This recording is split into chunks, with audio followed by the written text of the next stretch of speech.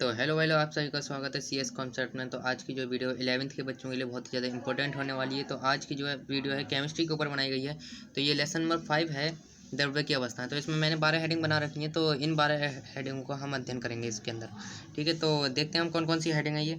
पहली है द्रव्य क्या है, दूसरी है द्रव्य का क्वथनांक, तीसरी है वाष्पदाब, चौथी है द्रव्य में अंतराणु बल, और पाँचवीं है गैसों का अणुगति सिद्धांत, बॉयल का नियम, चार्ल्स का नियम और एवोगैड्रो का नियम, आदर्श गैस समीकरण, वान डेर वाल्स समीकरण, डाल्टन के आंशिक दाब का नियम और ग्राहम का विसरण नियम। तो इसमें ये जो आखिर की जो दो हैं और ये छठी सातवीं आठवीं, ये मोस्ट इंपॉर्टेंट है। ये सब थ्योरी, इन सब की थ्योरी आती है और इनमें से न्यूमेरिकल आती हैं। तो ठीक है, हम वीडियो को अपने आगे बढ़ाते हैं।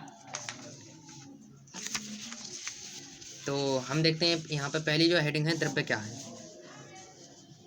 तो वह पदार्थ यानी वह पदार्थ जिसमें द्रव्यमान होता है और जो स्थान घेरता है तथा जिसे हम अपनी ज्ञानेंद्रियों द्वारा महसूस कर सकते हैं, द्रव्य कहलाता है। यानी जिसमें वजन होगा, स्थान घेरेगा और इसे हम छू सकते हैं, महसूस कर सकते हैं, वो द्रव्य होता है। तो द्रव्य की अवस्थाएं जो हैं, द्रव्य की अवस्थाएं ये 3 अवस्थाएं होती हैं द्रव्य की।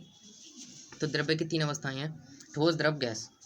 तो अब ये आपने पढ़े होंगे, लेकिन क्या कहते हैं, इनमें कुछ टॉपिक ऐसे हैं जो आपने नहीं पढ़े होंगे।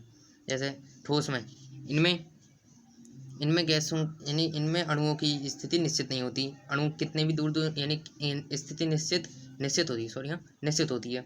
और इनमें अणु एक दूसरे के निकट होते हैं। इनकी आकृति निश्चित होती है। इनका आयतन निश्चित होता है। ताप करने पर इनमें प्रसार कम होता है। प्रसार का मतलब है ये फैलते कम है। इनमें जो फैलाव होता है वो गैसों की अपेक्षा कम होता है। ठीक है, तो अब हम अगली यानी ये ठोस की अवस्था हमने पढ़ लिया है। तो अब देखते हैं आगे वाला क्या है। ठोस के बाद है हमारा द्रव्य। तो द्रव्य में होता है, इनके अणु की स्थिति निश्चित नहीं होती और इनके अणुओं के मध्य आकर्षण बल कम होता है। इनका आयतन निश्चित नहीं होता तथा जिस बर्तन में भर दें यानी भरे जाते हैं उसी की आकृति ग्रहण कर लेते हैं। इनको गर्म करने पर प्रसार होता है, यानी गर्म करने पर ये फैल जाती हैं। ठोसों की अपेक्षा अणु दूर दूर होती हैं, तभी तो द्रव जो होता है वो बह लेता है, इसमें बहने का गुण पाया जाता है। और फिर है गैस अवस्था। तो गैसों के अणु की स्थिति अनिश्चित होती है, यानी निश्चित नहीं होती।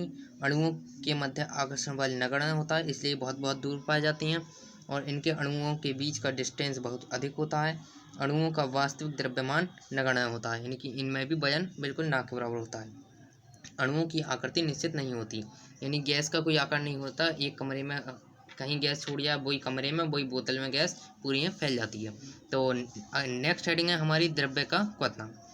तो द्रव्य का क्वथनांक, जब किसी द्रव्य को खुले बर्तन में गर्म किया जाता है तो उसका ताप बढ़ने लगता है और बुलबुले उठने लगते हैं, यानी कि द्रव उबलने लगता है। यानी जब किसी द्रव्य को, अब थोड़ा हम समझाते हैं। देखिए, जब किसी द्रव्य को, इसमें यानी कोई बर्तन है, इसमें हमने कोई द्रव्य ले लिया।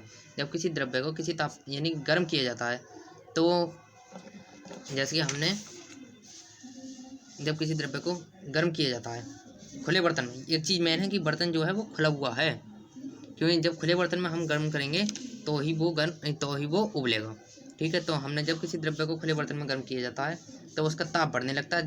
जाहिर सी बात है, ताप बढ़ेगा। जैसे चाय बनाते हैं तो खुले बर्तन में होता है तो उसका ताप बढ़ता है, बुलबुले उठने लगती हैं और द्रव्य उबलने लगता है। कहते हैं ना कि चाय उबल गई है, पानी उबल गया, तो फिर कब उबलता है? जब उसका ताप बढ़ जाता है। इस ताप को ही क्वथनांक कहते हैं। लेकिन हमें पढ़ना है द्रव्य का क्वथनांक। क्वथनांक तो पता चल गया, यानी वह ताप जिस पर कोई द्रव्य उबलने लगे वो क्वथनांक कहलाता है। लेकिन द्रव्य का क्वथनांक क्या होता है वो हम अभी पढ़ते हैं आगे। तो द्रव्य का क्वथनांक, वह ताप जिस पर किसी द्रव का वाष्प दाब वायुमंडलीय वाष्प दाब के बराबर हो जाता है, उसी द्रव का क्वथनांक कहलाता है। यानी वह ताप जिस पर किसी द्रव का वाष्प दाब वायुमंडलीय वाष्प दाब के बराबर हो जाता है, उसे द्रव्य का क्वथनांक कहते हैं।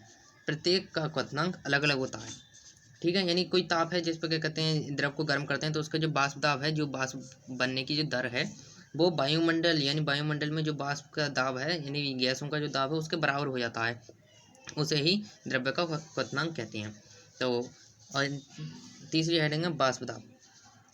जब किसी द्रव को गर्म किया जाता है तो एक स्थिति ऐसी आती है कि वह उसकी वाष्प के बीच साम्यावस्था स्थापित हो जाती है। यानी कि जब किसी द्रव को गर्म किया जाता है तो एक स्थिति ऐसी आती है कि द्रव और उसकी वाष्प के बीच साम्यावस्था स्थापित हो जाती है, अर्थात दोनों के वेग बराबर होते हैं। यानी जो वाष्प बनने की दर है और जो जल को यानी ठंडा करके जो वापस आता है उसकी दर है, दोनों की दर बराबर हो जाती है। देखिए जैसे कि इस समीकरण के द्वारा समझते हैं, द्रव का वाष्प, वाष्प का द्रव, दोनों का वेग यहाँ बराबर है, यानी कि इनमें वाष्प दाब बराबर है, साम्यावस्था स्थापित है। तो और अब यानी ये जो हेडिंग है, क्योंकि हम इतना ही तो नहीं लिख सकते पेपर में जब आता है, तो हम छोटी में नहीं लिख सकते, क्योंकि ये कम से कम 2 नंबर का आता है, तो 2 नंबर में इतनी में 2 नंबर नहीं मिलेंगे, तो इसलिए हम थोड़ा और लॉन्ग करते हैं। लॉन्ग करने के लिए ये एक और हेडिंग इसमें जोड़ दी जाती है, यानी अतः किसी ताप पर द्रव व उसकी वाष्प के बीच साम्यावस्था स्थापित होने पर वाष्प का जो दाब होता है उसे द्रव का क्वथनांक कहते हैं, सॉरी द्रव का वाष्प कहते हैं। हाँ, किसी ताप पर द्रव व उसकी वाष्प के बीच साम्यावस्था स्थापित होने पर वह वाष्प का जो दाब होता है उसे द्रव का वाष्प दाब कहते हैं। ठीक है, तो ये वाष्प दाब हो गया हमारा यहाँ पे। तो अब देखते हैं अगली हेडिंग हमारी क्या है। इसमें है गैसों में अणुवती बल, नहीं अंतराणुक बल, यानी जो अणु हैं उनके अंदर लगने वाला बल। तत्वों में, इनके द्रवों में अंतराणुक बल, द्रवों में अणुओं के मध्य लगने वाला आकर्षण बल अंतराणुक बल कहलाता है। अणुओं के मध्य अंतराणुक बल 3 प्रकार के होते हैं। अब 3 प्रकार कौन कौन से होते हैं? एक होता है परिरक्षण या लंदन बल, परिक्षेपण या लंदन बल। सन 1930 में जर्मन भौतिक वैज्ञानिक फ्रिज लंदन ने बताया कि अक्रिय गैसों के परमाणुओं व अध्रुवीय अणुओं, यानी कि जैसे HeNaCl2 etc के मध्य लंदन बल पाया जाता है। अतः प्रेरित द्विध्रुव के मध्य पारस्परिक क्रियाओं से अणुओं के मध्य उत्पन्न बल परिक्षेपण बल या लंदन बल कहलाता है। यानी प्रेरित द्विध्रुव अणुओं के यानी के मध्य पारस्परिक क्रियाओं से जो उनके बीच जो बल उत्पन्न होता है उसे हम लंदन बल कहते हैं। और दूसरा बल आता है इसमें द्विध्रुव आकर्षण बल। सन 1912 में कीमस ने बताया कि ध्रुवीय अणुओं जैसे HCl, H2S, NH3 के मध्य यानी NH3 में स्थायी द्विध्रुव आघूर्ण होता है। अतः द्विध्रुव अणुओं के मध्य पारस्परिक क्रियाओं से उत्पन्न बल द्विध्रुव आकर्षण बल कहलाता है। ठीक है, और ये तीसरा है यहाँ पे हाइड्रोजन बंध। सन 1920 में पीटर डीवाई, ये एक वैज्ञानिक थे, पीटर डीवाई ने बताया कि कुछ पदार्थों जैसे H2O, NH2, HF आदि में प्रबल अंतराणुक हाइड्रोजन बॉन्ड बनाने की स्पेशल कैपेसिटी होती है। यानी कि ये कुछ पदार्थ हैं, इनमें प्रबल अंतराणुक हाइड्रोजन बॉन्ड यानी मजबूत बॉन्ड बनाने की स्पेशल कैपेसिटी होती है। जैसे यानी अतः किसी प्रबल ऋण विद्युतीय एलिमेंट का मतलब तत्व, किसी प्रबल ऋण विद्युतीय एलिमेंट्स में कोवैलेंट बॉन्ड द्वारा जुड़ा हाइड्रोजन, यानी पहले से हाइड्रोजन किसी ऋण विद्युतीय तत्व से जुड़ा हाइड्रोजन किसी अन्य प्रबल ऋण विद्युतीय तत्व के साथ जो कमजोर बॉन्ड बनाता है, किसी अन्य ऋण विद्युतीय तत्व के साथ जो कमजोर बॉन्ड बनाता है उसे हाइड्रोजन बॉन्ड कहते हैं। तो हाइड्रोजन बॉन्ड देखिए H2O का एक उदाहरण है कि H2O में बनता है। तो H2O में HOH, तो यहाँ पे H2O तो बन गया, लेकिन यहाँ पे O के संग H ने एक और, यानी यहाँ एक तो H2O है, एक H2O है, लेकिन क्या करा उसने, यहाँ पे डॉट से है, यहाँ पे इसने एक कमजोर बॉन्ड बना लिया, जबकि पहले से ये ऋण विद्युतीय से जुड़ा हुआ है, और यहाँ पे एक ऋण विद्युतीय से और इसने बॉन्ड बनाया जिसे कह दिया हाइड्रोजन बॉन्ड। तो ऐसे ही आगे चलता है, यहाँ पे भी हाइड्रोजन बॉन्ड बन जाएगा और फिर ये आगे भी जाके ये भी हाइड्रोजन बॉन्ड बनते जाएंगे। तो अगली हेडिंग है हमारी गैसों के अणुगति सिद्धांत। तो वह सिद्धांत जिसके द्वारा यानी कि वह सिद्धांत जिसके अंतर्गत हम गैसों के सामान्य गुणों का अध्ययन करते हैं, गैसों का अणुगति सिद्धांत कहलाता है। यानी कि वह सिद्धांत जिसके अंतर्गत गैसों के सामान्य गुणों का अध्ययन किया जाता है।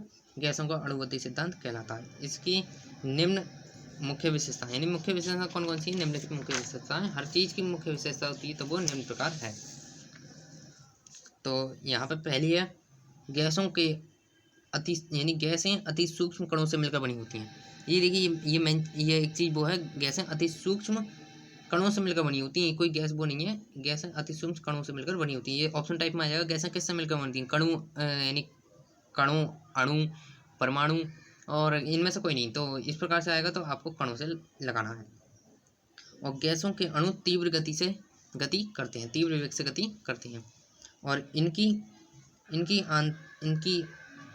यानी इनकी गति जो होती है अनियंत्रित होती है, कोई भी नियंत्रित नहीं कर सकता। इनकी गति सभी दिशाओं में और स्वतंत्र होती है। गैसों के अणु बर्तन की दीवार पर दबाव डालते हैं। अणुओं के मध्य आकर्षण बल नगण्य होता है। अणुओं के मध्य जो आकर्षण बल लगता है वो नगण्य होता है। इनका वास्तविक द्रव्यमान नगण्य होता है। इनमें भी वास्तविक द्रव्यमान भी इनका नगण्य के बराबर होता है।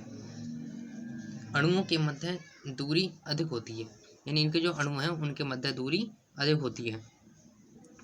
ठीक है, तो फिर अब देखते हैं हम छठी और लास्ट हेडिंग अपनी इस वीडियो की, क्योंकि अब ये देखिए, अब ये जो बॉयल का नियम है ये मोस्ट इम्पोर्टेंट है, तो आप इसको ज़रूर तैयार कर लेना। और इसके बाद के जो 7-8 जो हैं वो भी बहुत इंपॉर्टेंट हैं। बॉयल का, चार्ल्स का, एवोगैड्रो का, आदर्श गैस समीकरण, ये सब बहुत इंपॉर्टेंट हैं। इनके लिए आपको बिल्कुल तैयार करना है। इनसे न्यूमेरिकल आते हैं इस चैप्टर में से। और अगर आप हाई स्कूल में हैं या आपका कोई भाई या कोई दोस्त हाई स्कूल में है, तो फिर मैं मॉडल पेपर बनाता हूँ जिन्हें आप सॉल्व करेंगे तो उनमें से 90%, 100%, 90% उसमें से पेपर में ज़रूर फंसेगा। जैसे कि आपने अभी तक तो अपनी हाई स्कूल की पूरी तैयारी कर ली होगी, तो फिर अगर आपको लगता है कि मेरी 100% या 80% पूरी तैयारी है, तो फिर क्यों नहीं आप वो पेपर सॉल्व करके देखें जो मॉडल पेपर मैं दूंगा। वो मॉडल पेपर में क्या कहते हैं, हर चीज़ में से इंपॉर्टेंट निकालूंगा और सिर्फ मॉडल पेपर दूंगा, तो उसमें आप सॉल्व करके देखना कि 100 में से आपके, यानी 100% में से आपके कितनी परसेंट नंबर आई, 70 आई या 90 आई। और अगर आपकी परसेंटेज एक बार वो कम आए और कोई क्वेश्चन ऐसा हो जिसका आपको आंसर नहीं पता हो, तो फिर आप मुझे कमेंट बॉक्स में ज़रूर बताना और मैं उसका आंसर आपको बता दूंगा। तो लास्ट हेडिंग है हमारी बॉयल का नियम। तो स्थिर ताप पर किसी गैस का आयतन उसके दाब के व्युत्क्रमानुपाती होता है। यानी जब ताप हम स्थिर कर दें किसी चीज़ का, तो इसका जो आयतन है वो उसके पूरे दाब के व्युत्क्रमानुपाती होता है उसके बटा। देखो समानुपाती होता है, तो जैसे ए समानुपाती बी, इसका मतलब होता है ये बढ़ेगा तो ये भी बढ़ेगा। ठीक है, और व्युत्क्रमानुपाती में होता है ए व्युत्क्रमानुपाती 1/b।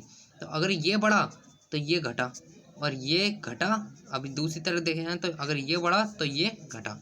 ठीक है, बिल्कुल विपरीत, यहाँ पे विपरीत चलता है और यहाँ पे बिल्कुल बराबर चलता है। तो किसी स्थिर ताप पर किसी गैस का आयतन उसके दाब के व्युत्क्रमानुपाती होता है। अब जैसे जैसे इसमें कहा है ताप तो स्थिर है, ताप स्थिर है, यानी जो टी है वो है कांस्टेंट। ठीक है, और यहाँ पे स्थिर ताप है, ताप स्थिर कर दिया तो ताप हम यहाँ पे नहीं लिखेंगे। आयतन, तो आयतन को हम बी से शो करते हैं तो बी आ गया है। तो अब व्युत्क्रमानुपाती होता है, व्युत्क्रमानुपाती चिन्ह आ गया 1/, मैं ये बताया था 1/, में आता है। और दाब को हम पी से शो करते हैं तो यहाँ पे पी आ गया। अब यहाँ पे हमने ये व्युत्क्रमानुपाती का चिन्ह हटाने के लिए हमने यहाँ पे एक कांस्टेंट ले लिया की, तो यहाँ पे बराबर का चिन्ह आ गया बीच में। और फिर ये जो है इसकी यहाँ पे हमने तिरछी गुणा कर दी, तो ये बीपी हो गया, के बराबर हो गया बीपी। के बराबर बीपी दो विभिन्न दावों पर। अब देखिए दो विभिन्न दावों पर हो जाएगा P1 बराबर P2। ये है हमारा एक मोस्ट इम्पोर्टेंट, यानी MPI, most important, MIP, sorry, हाँ MIP मोस्ट इम्पोर्टेंट। ये एक न्यूमेरिकल में सबसे ज़्यादा आता है। जैसे अब आप सोचेंगे दो विभिन्न दावों पर कैसे आ गया, तो अब आपने देखा कि हमारा जो आ गया था के बराबर PV आ गया था। ठीक है, हाँ, के बराबर PV आ गया। तो अब हम दो विभिन्न दावों को कर दिया। अब देखिए ये के बराबर PV, अब हमने कोई एक ऐसी गैस ली, यानी दो गैसें हुए हैं, तो यहाँ पे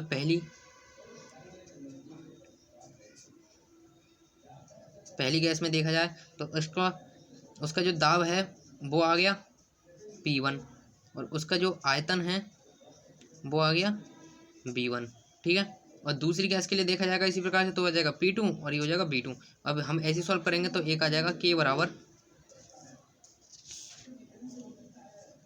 P1 B1, इस हो गया समीकरण एक। और दूसरा आएगा के बराबर P2 B2। यहाँ के बराबर हैं तो समीकरण 1 व 2 से P1 B1 बराबर P2 P2। तो इस प्रकार से हमने ये करा था कि दोनों जो हैं वो दोनों बराबर हैं और दोनों बराबर आवे। तो फ्रेंड्स मुझे आशा है कि ये वीडियो आपको पसंद आई होगी। थोड़ा कैमरा हिल जाता है, अरे वो देखो देखो रुको।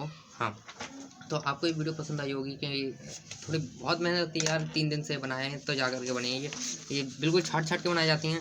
तो आप इनकी तैयारी ज़रूर कर लेना और इनमें से ही आपको पेपर में ज़रूर मिल जाएगा।